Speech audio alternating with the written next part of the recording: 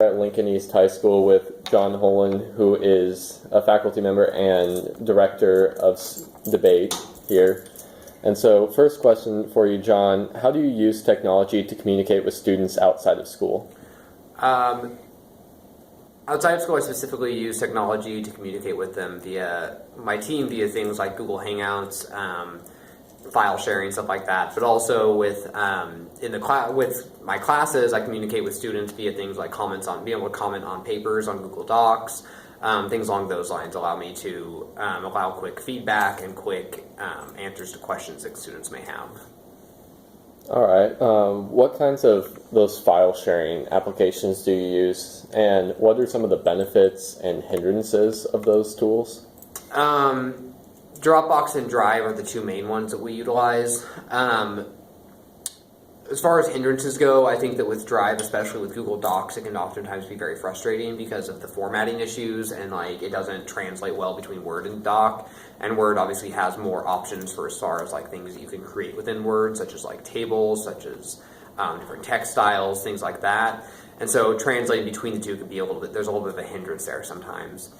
Honestly, I'll be honest, I'm not as well versed with Drive. I tend to just ask the students download things from Drive and send it to me. And honestly, my biggest problem with Drive is the fact that I just don't like the layout. I think that it's very visually unappealing and also very difficult to navigate at times. So do the students have devices provided from the school with Word documents on them? Not this year.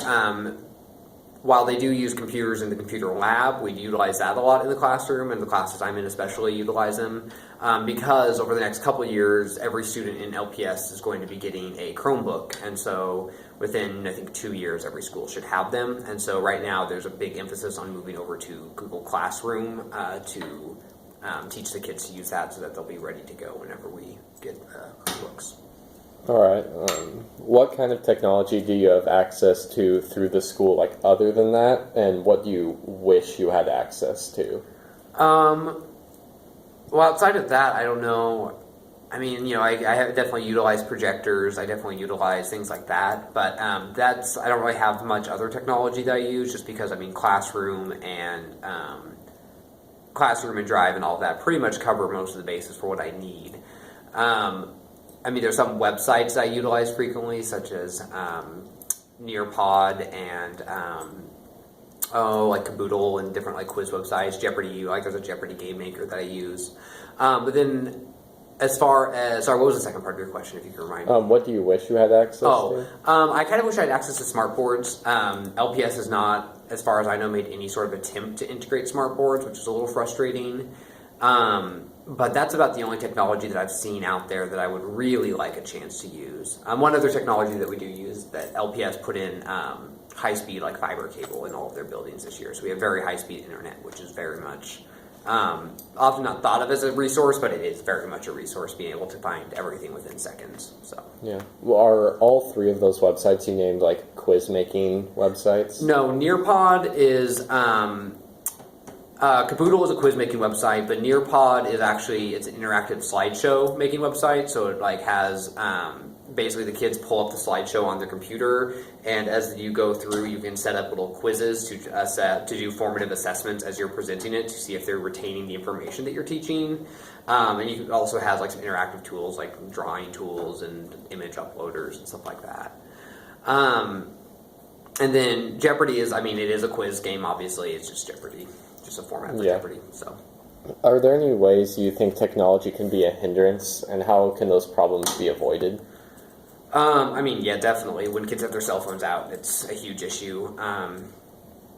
For me, I prefer they not have them out at all. I don't know if that's practical with the way things are going. I think that one thing that can happen to help minimize the impact of cell phones is that if you have things like interactive quizzes where kids can have buzz in on their phone or answer via their phone, it hinders their ability to use their phone for texting because if they don't answer, then I know.